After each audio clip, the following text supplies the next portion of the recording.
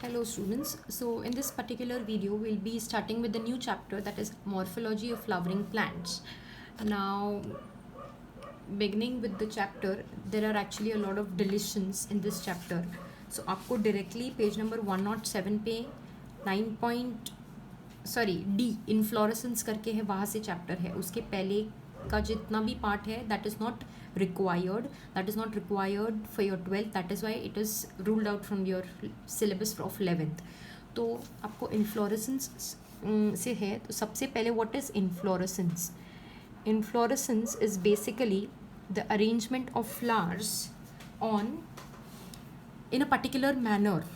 So flower का arrangement on the dundee, and the dundee is called as peduncle. So flowers which are arranged on the dundee are called as the dundee is called as peduncle, and arrangement of flowers in a manner, वो manner कैसा भी हो सकता है, so that particular system is called as inflorescence. Okay, so there are basically two types of inflorescence, racemose and cymose. Racemose and cymose, ऐसे दो type of inflorescence रहते हैं. But first of all, before going to racemose and cymose types of inflorescence, I'll tell you all why flowers do not mature at the same time. This is a very important give reason that you will be expecting in your exam. सो सारे flowers एक साथ mature इसीलिए नहीं होते हैं because pollination के chances कम हो जाते हैं. मान लो आज अगर सारे के सारे फ्लावर्स, पर्टिकुलर प्लांट के सारे फ्लावर्स आज एक ही दिन में अगर सारे मैच्योर हो जाते हैं मतलब फुली ग्रोन फ्लावर्स में बन जाते हैं, तो ऐसे में पॉलिनेशन के जो एजेंट्स होते हैं विच आर मोस्टली इंसेक्ट, बीज होते हैं, बटरफ्लाइज होते हैं, एंड्स होते हैं, ये सारे जो पॉलिनेशन के एजेंट्स होते हैं, ज़रूरी नहीं वो उसी दिन पे प्रेजेंट हो और वो उसी दिन पे विजिट भी करें. और विजिट करने से पॉलिनेशन हो या ना हो, पॉलिनेशन के चांसेस बहुत कम हो जाते हैं. इसीलिए flowers do not all of them do not open on the same day.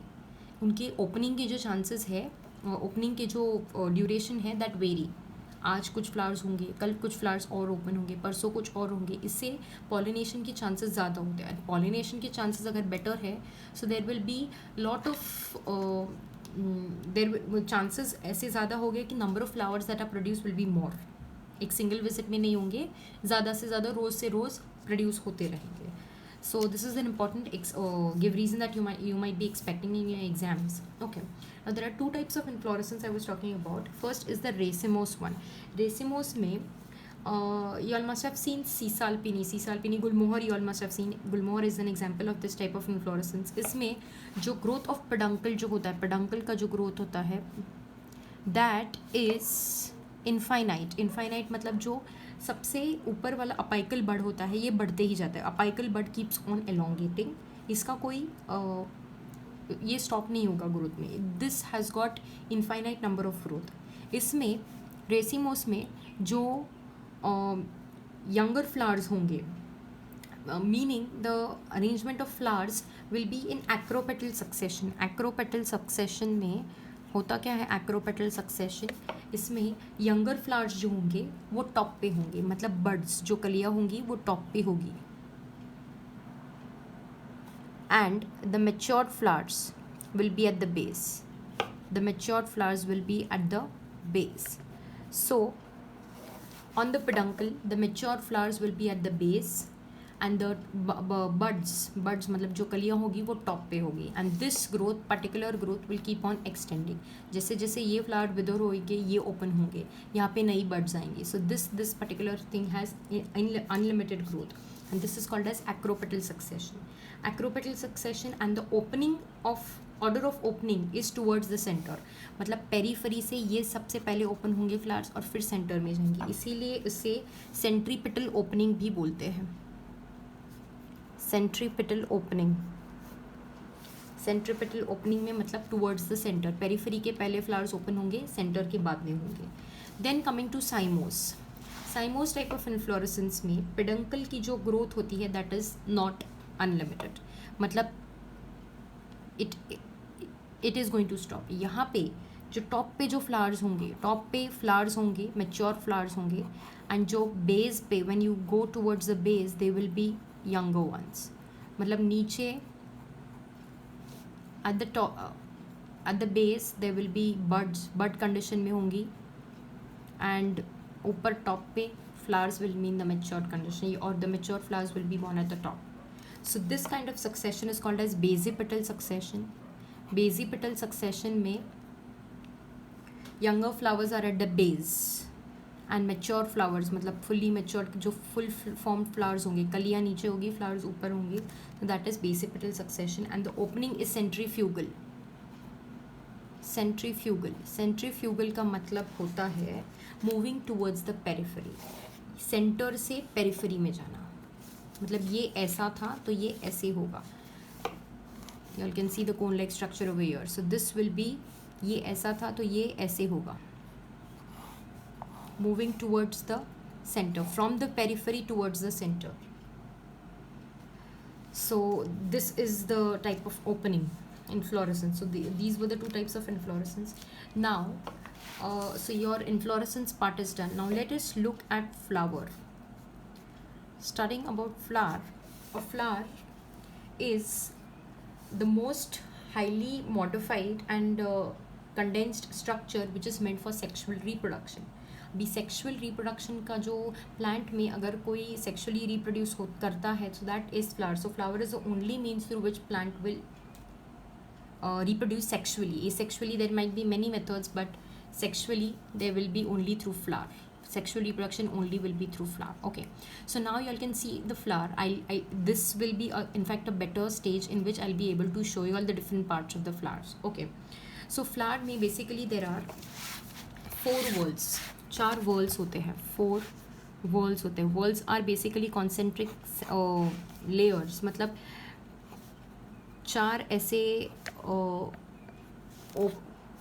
Open होने के लिए whorls होंगे, लेयर्स होंगे.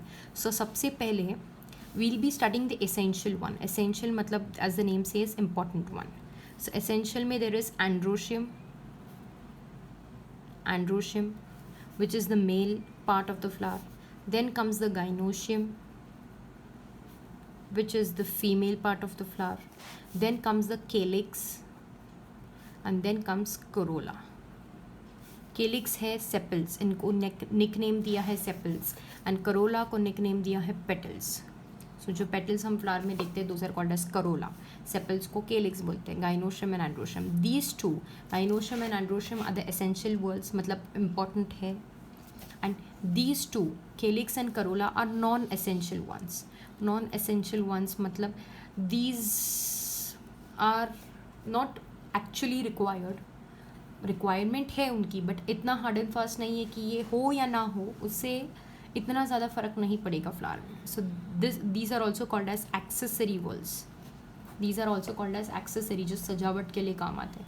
सो these accessory, these 2 whorls will be there for attraction, insect को अट्रैक्ट करने के लिए. पॉलिनेशन में इंसेक्ट को अट्रैक्ट करने के लिए, बटरफ्लाइज वगैरह, बीज वगैरह, ये जो सारे इंसेक्ट हैं उनको अट्रैक्ट करने के लिए ये 2 इंपॉर्टेंट है. सो पॉलिनेशन में इनका काम आता है.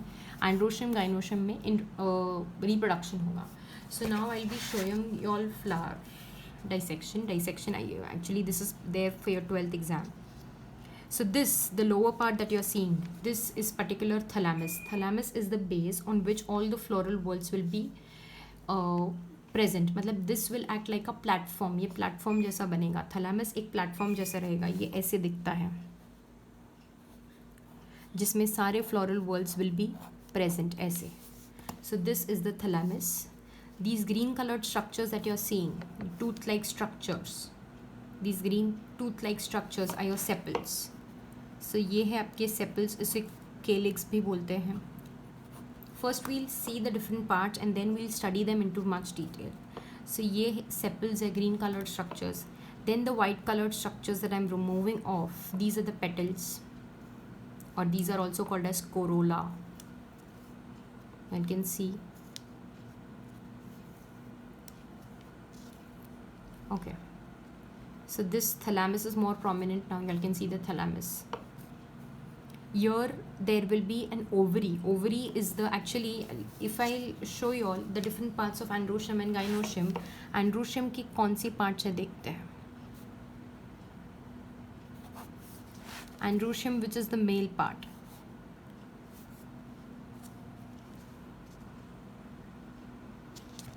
ओके, सो एंड्रोशियम जो मेल पार्ट है उसमें आपका फिलामेंट होगा, filament, anther, filament and anther together they are called as stamens. So here you all can see the red colored structure, these are the anthers, and the dundee that they are attaching to, the white colored part they are attaching to, you all can see the white colored part they are attaching to, these are called as filament. So filament along with the red colored bag like structures are called as anthers, and anthers and filament together they are called as stamens. So these anther plus filament is called as stamens, and androecium consists of filament and anther. Now talking about the gynoecium, which is the female part of the flower. में gynoecium में you all can see the long tube like structure, white color long tube like structure. So here there will be ovary, so ovary होगा base में, ovary, then this is the long tube like structure is called as a style, and then the ऊपर top पे आपको जो ये ऐसे छोटे these yellow colored structures that you're seeing is called as stigma. So ovary, style and stigma are the parts of the gynoecium. Together they are also called as carpel. और pistil, इसे carpel या फिर pistil भी बोल सकते हैं. सो androecium is made up of filament plus anther, which is called as stamens, and gynoecium is made up of style, stigma and ovary, which is also called as carpel or pistil. Now I have shown you all the parts of the flower. Now let us see what exactly a flower consist of. So these we saw, these are the four whorls. Essential whorls are androecium and gynoecium. Calyx and corolla are the non-essential ones. Now flower, if a flower, now talking about this part, okay, so you all saw this was the sepals. ये sepals थे, जो ये नीचे के जो ये tooth like structures आपको दिख रहे, thorn like structures, these are called as bracts. ये bracts होते हैं. तो अगर ये flower में हुए तो फ्लावर को ब्रैक्टिएट भी बोलते हैं, और अगर वो फ्लावर में नहीं होते हैं तो उन्हें ई ब्रैक्टिएट बोलते हैं. सो ब्रैक्ट्स अगर हो तो उसे फ्लावर को ब्रैक्टिएट बोलेंगे, और नहीं हो तो उन्हें ई ब्रैक्टिएट बोलेंगे. उनका काम कुछ नहीं है, फ्लावर को प्रोटेक्ट करना है. फ्लावर की जो डंडी है, this part, the dandi that will attach to the stem is called as pedicel. So the dundee of the flower is called as pedicel. The bracts, if the flower has the bracts, they are called as bracteate. If they do not have, that is called as ebracteate. उसके बाद flower में अगर pedicel हो तो उसे pedicellate flower बोलेंगे, and अगर flower में डंडी ना हो तो they are called as sessile. So pedicellate flower and sessile. So these were the terms of the flower, and we saw the essential and non-essential whorls of the flower. Now the last thing or the last topic for today's recorded lecture is the symmetry. So there are two types of symmetry: zygomorphic symmetry and actinomorphic symmetry. ऐसे दो type की symmetry होगी, actinomorphic and zygomorphic.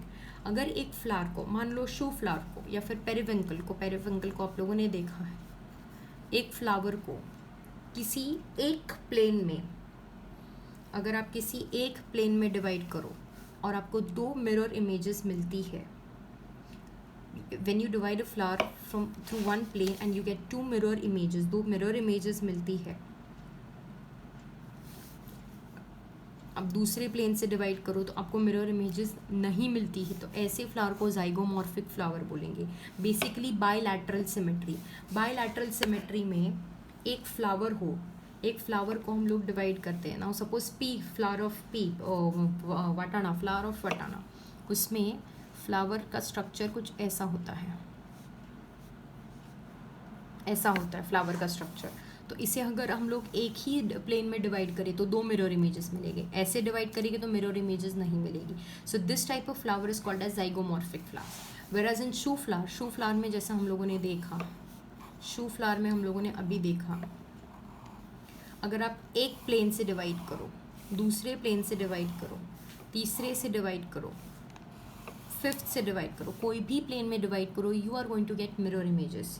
So mirror images अगर कोई भी plane से मिलती हो तो उसे एक्टिनोमॉर्फिक सिमेट्री बोलते हैं, या फिर रेडियल सिमेट्री भी बोलते हैं। रेडियल सिमेट्री मतलब आप कोई भी प्लेन से डिवाइड करो तो वो particular cheese you will get mirror images.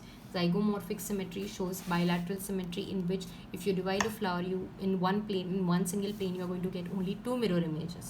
That is zygomorphic symmetry. Zygomorphic symmetry के लिए आपको एग्जाम्पल दिया है स्वीट पी, बटाने का फ्लावर, एंड एक्टिनोमॉर्फिक के लिए आपको एग्जाम्पल दिया है hibiscus. So yeah, that's all for today's lecture. I'll be continuing the next part in the next recorded lecture. Thank you.